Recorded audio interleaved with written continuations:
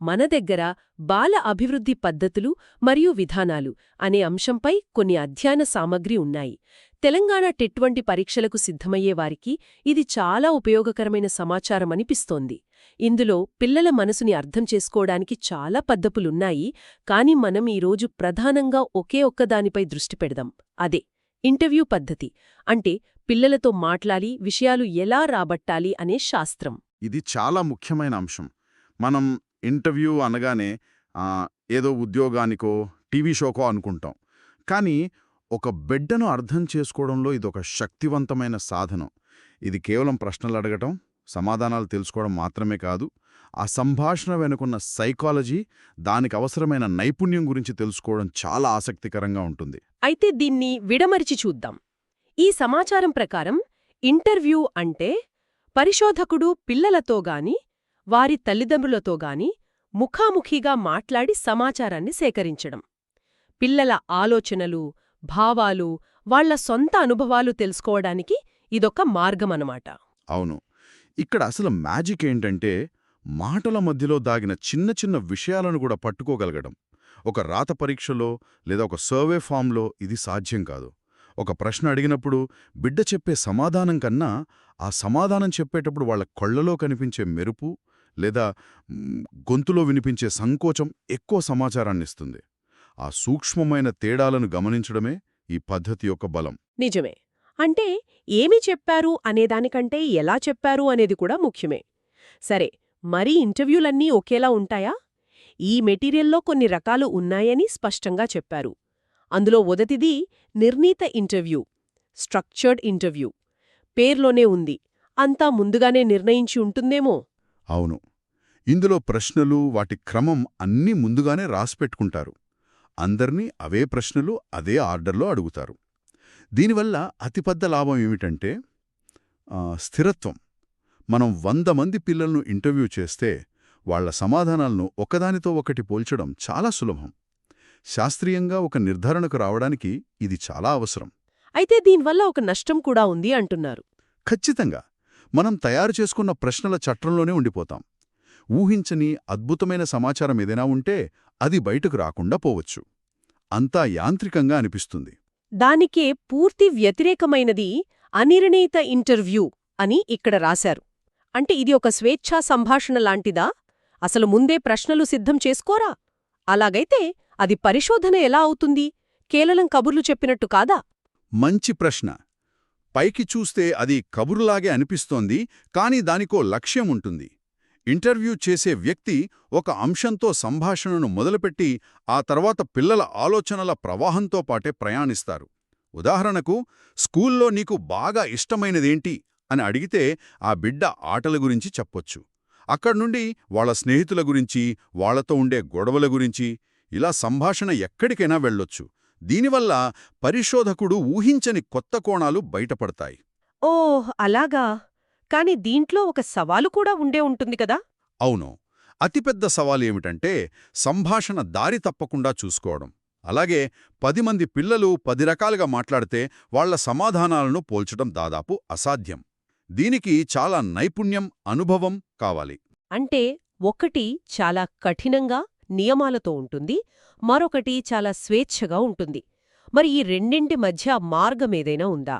ఖచ్చితంగా ఉంది. దాన్నే అర్ధనిర్ణీత ఇంటర్వ్యూ అంటారు. మన దగ్గరున్న సమాచారం ప్రకారం ఇది రెండింటి కలయిక. అంటే ఇంటర్వ్యూ చేసే వ్యక్తి దగ్గర కొన్ని ముఖ్యమైన ప్రశ్నలుంటాయి, కానీ వాటిని ఏ క్రమంలో అడగాలి, వాటిపై ఇంకా లోతుగా ఎలా వెళ్ళాలి అనే స్వేచ్ఛ ఉంటుంది. ఇది చాలా ఆచరణాత్మకమైన పద్ధతి అని చెప్పొచ్చు. ఒకవైపు మనకు కావాల్సిన ప్రధాన సమాచారం దొరుకుతుంది, మరోవైపు కొత్త విషయాలు తెలుసుకునే అవకాశం కూడా ఉంటుంది. ఇది వినడానికి చాలా బావుంది. సరే, మనం ఒక రకాన్ని ఎంచుకున్న తర్వాత అసలీ ప్రక్రియ ఎలా ఉంటుంది? ఈ స్టడీ మెటీరియల్లో ఒక 5 దశల ప్రక్రియను సూచించారు. మొదటిది సిద్ధంగా ఉండటం, అంటే ప్రశ్నలు తయారు చేసుకోవటం, సందర్భాన్ని అర్థం చేసుకోవటం. రెండవది సంబంధాన్ని నిర్మించటం. మూడవది ఇంటర్వ్యూ చేయటం. నాల్గవది చెప్పినవి రికార్డ్ చేసుకోవటం. చివరిది విశ్లేషణ. ఆసక్తికరంగా ఈ మూలాలు దీన్ని 5 దశల ప్రక్రియగా చూపించాయి. కాని ఆచరణలో చూస్తే ఆ రెండవ దశ, సంబంధాన్ని నిర్మించడం అనేది కేవలం ఒక దశ కాదు, అది ఒక నిరంతర ప్రక్రియ. ఇంటర్వ్యూ మొదట్లో పిల్లలతో స్నేహంగా మాట్లాడి నమ్మకం కలిగించవచ్చు. కాని మధ్యలో మనం అడిగిన ఒక సున్నితమైన ప్రశ్నకు ఆ బిడ్డ ఇబ్బంది పడితే అప్పుడు అంతవరకు కష్టపడి కట్టిన నమ్మకం మొత్తం కూలిపోతుంది. మళ్ళీ మొదటికే వస్తాం. కాబట్టి ఆ నమ్మకాన్ని ఇంటర్వ్యూ ఆశాంతం కాపాడుకోవడం ఒక సవాలు. అది పునాదిలాంటిది. అది బలంగా లేకపోతే మనకు దొరికే సమాచారమంతా బలహీనంగానే ఉంటుంది. అంటే ఒక చెక్లిస్ట్ లాగా ఒకదాని తర్వాత ఒకటి పూర్తి చేసుకుంటూ వెళ్లే ప్రక్రియ కాదిది. చాలా సున్నితంగా నిర్వహించాలి. ఈ పద్ధతి అంత శక్తివంతంగా అనిపిస్తోంది, కానీ ఇది అంత సులభం కాదని నాకనిపిస్తోంది. అసలు ఇందులో ఎదురయ్యే పెద్ద సవాళ్లేమిటి? ఎక్కడ ఇది విఫలమయ్యే అవకాశముంది? మీరు చాలా ముఖ్యమైన పాయింట్ లేవనెత్తారు. దీనిలోని అతిపెద్ద సవాలు ఇంటర్వ్యూయర్ పక్షపాతం. అంటే ఇంటర్వ్యూ చేసే వ్యక్తి యొక్క సొంత అభిప్రాయాలు, నమ్మకాలు తెలియకుండానే ఫలితాలను ప్రభావితం చేయడం. ఉదాహరణకు, ఒక ఉపాధ్యాయుడు చదువుకోవడం చాలా ముఖ్యం అని బలంగా నమ్ముతాడనుకుందాం. ఒక విద్యార్థి నాకు చదువు కన్నా ఆటలంటే ఇష్టం అని చెబితే ఆ ఉపాధ్యాయుడు ముఖ కవళికలు మారిపోవచ్చు. ఓ లేదా తనకు నచ్చిన సమాధానం చెప్పినప్పుడు ప్రోత్సాహకరంగా తల ఊపడం, చిరునవ్వు నవ్వడం చేయవచ్చు. దీనివల్ల పిల్లలు తమ నిజమైన అభిప్రాయాలు కాకుండా పెద్దలకు నచ్చే సమాధానాలు చెప్పడానికి ప్రయత్నిస్తారు. అంటే ఇంటర్వ్యూ చేసే వ్యక్తి తన సొంత భావనలను అదుపులో పెట్టుకోవాలి? అది చాలా కష్టం కదా? కష్టమే కాదు, దాదాపు అసాధ్యం. ఇక్కడ ఆశ్చర్యకరమైన విషయమేంటంటే, ఎక్కువ పక్షపాతంతో ఉండేవాళ్లే తాము చాలా నిష్పక్షపాతంగా ఉన్నామని బలంగా నమ్ముతారు. అందుకే ఈ పద్ధతిని ఉపయోగించేవారికి తమ సొంత పక్షపాతాలపై అవగాహన ఉండటం అనేది ఒక అదనపు నైపుణ్యం కాదు, అది ఒక ప్రాథమిక అవసరం. తమ పరిమితులను తెలుసుకోవడమే ఇక్కడ మొదటి అడుగు. ఇది కాకుండా ఇంకా ఏమైనా ఉన్నాయా? ఉన్నాయి. సమయం కూడా ఒక పెద్ద సమస్య. ఒక్కో బిడ్డతో మాట్లాడటానికి చాలా సమయం పడుతుంది. వందల మంది విద్యార్థులున్న పాఠశాలలో ఇది ఆచరణ సాధ్యం కాకపోవచ్చు. ఈ మొత్తం చర్చను చూస్తుంటే ఈ ఇంటర్వ్యూ పద్ధతి ఒక కత్తిమీద సాములాంటిది. సరిగ్గా వాడితే అద్భుతమైన ఫలితాలొస్తాయి. కొంచెం తేడా వచ్చినా తప్పుదోవ పట్టించే ప్రమాదముంది. ఈ సమాచారం తెలంగాణ టెట్ పరీక్ష కోసమని పదే పదే గుర్తు చేస్తుంటే కాబోయే ఉపాధ్యాయులు ఈ నైపుణ్యాలను ఎలా చూడాలి? ఖచ్చితంగా. ఉపాధ్యాయులు దీన్ని ఒక పరీక్షాంశంగా కాకుండా తమ రోజువారీ వృత్తిలో ఒక పనిముట్టుగా చూడాలి. వాళ్ళు ప్రతిరోజూ ఇలాంటి అనధికారిక ఇంటర్వ్యూలు చేస్తూనే ఉంటారు. హోంవర్క్ ఎందుకు చెయ్యలేదు అని అడగటం ఒక ఇంటర్వ్యూ. అవును, నిజమే. విరామ సమయంలో ఇద్దరు పిల్లల మధ్య గొడవ జరిగితే ఏం జరిగింది అని విచారించడం ఒక ఇంటర్వ్యూ. కాబట్టి స్పష్టమైన ప్రశ్నలు అడగటం, ఎదుటివారిని మాట్లాడనివ్వటం, వాళ్ళు చెప్పేది ఓపికగా వినటం, తమ సొంత అభిప్రాయాలను పక్కనబెట్టడం, ఇవన్నీ తరగతి గదిలో ప్రతిరోజూ అవసరమయ్యే నైపుణ్యాలే. మనకందించిన విశ్లేషణాత్మక చిత్రంలో కూడా ఈ పద్ధతిని కొన్ని ఇతర పద్ధతులతో కలిపి చూపించారు. అక్కడ పరిశీలన, అబ్జర్వేషన్, కేస్ స్టడీ అని ఉన్నాయి ఆ చిత్రంలో.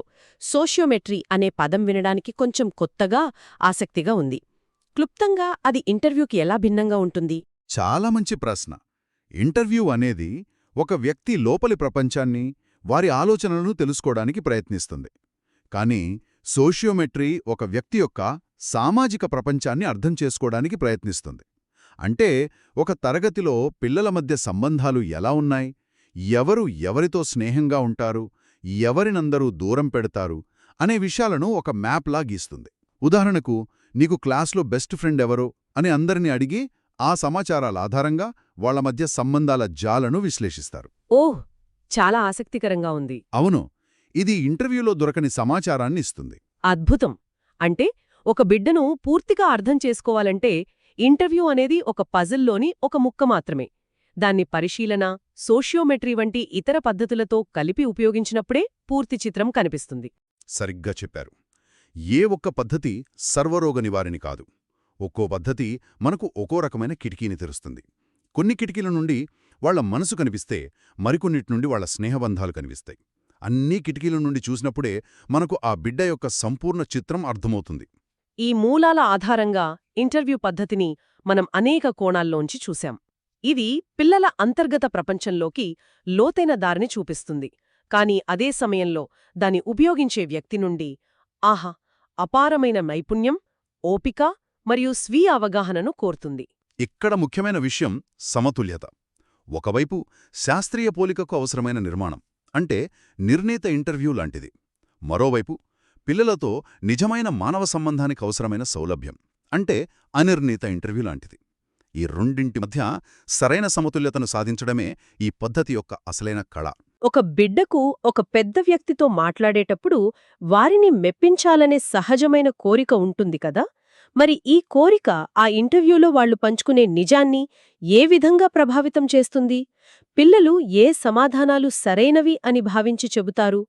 అత్యంత నిజాయితీగల సమాధానాలు బయటకు రావాలంటే ఒక ఇంటర్వ్యూయర్ ఎలాంటి సురక్షితమైన, నమ్మకమైన వాతావరణాన్ని సృష్టించగలరు?